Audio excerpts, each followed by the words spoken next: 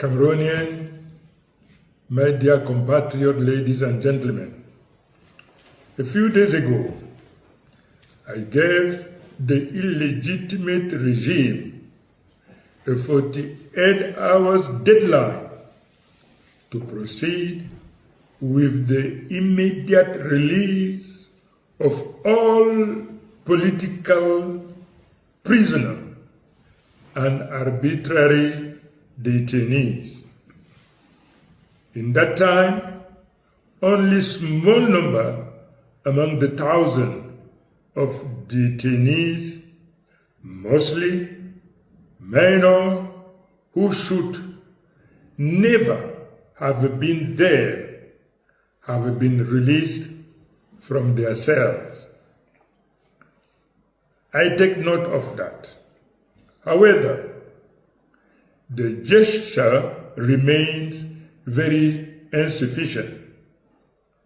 It is merely a masquerade aiming at deceiving our people. There are still many, far too many, in detention, and arrest continue.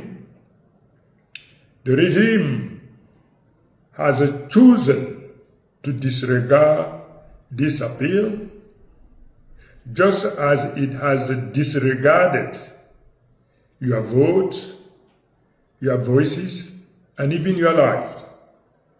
Since then, I have remained silent. I have listened.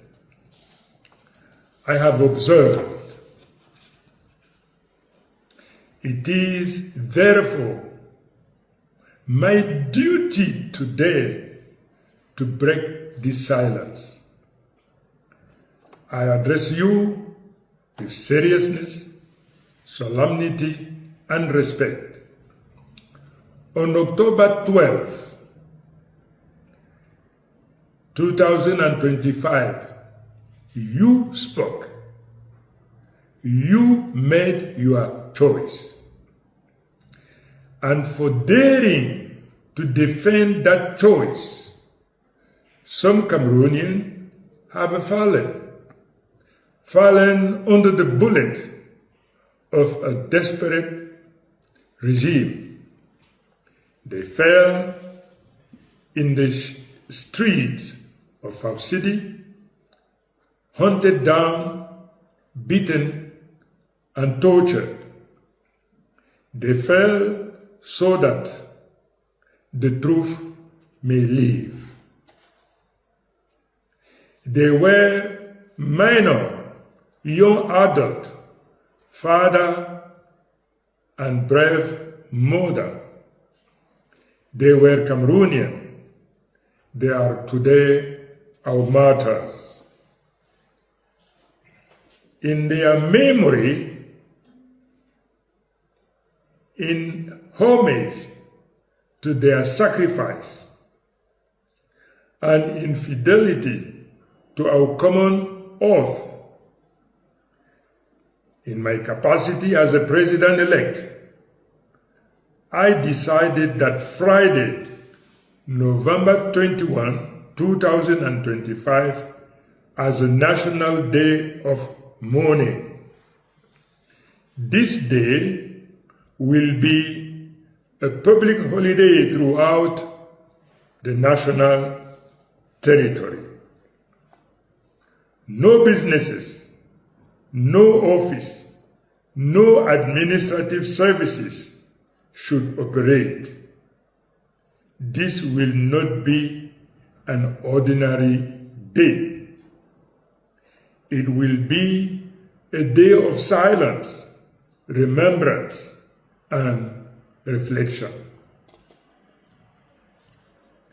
I invite you to observe a minute of silence exactly at noon, 12 p.m. throughout the national territory and in the diaspora.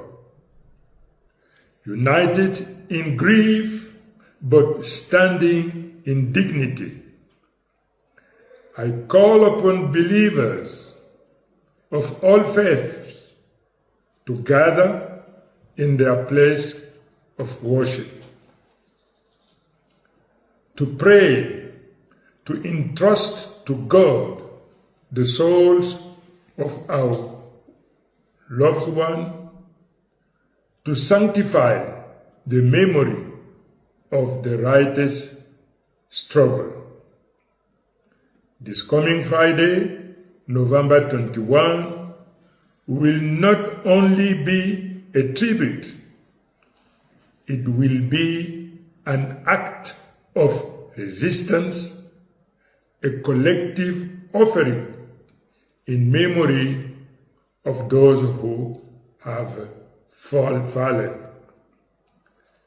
Like the hero of 1955, those of May 26, 1990, or the uprisings of 2008, who never received a national recognition, the martyrs of this electoral crisis will enter the history of free Cameroon. We will thus present to the world an image of a united, dignified, and supportive people who yield neither to fear nor to electoral theft, and do continue in honor to build the Republic of the sovereign people. A support fund for the victims will also be established. We will clarify the detail in due time. To all I say, this day unites us in sorrow, but also in the promise of a better tomorrow. A tomorrow where justice will replace impunity, where education, health, and infrastructure will be the priority of a state reconciled with its mission. Our action to respect your will is grounded in a clear and structured plan. New instruction will be given in the day to come, aligning with our strategy of active and passive resistance. I state this firmly: I will not betray. I have received a clear mandate from the people to uphold the truth of the ballot box and to engage in the moral and political reconstruction of Cameroon. I decided to dedicate the rest of my life to fulfill this oath of loyalty to the Cameroonian people. The outgoing regime has chosen to swear on the Bible after stealing an election.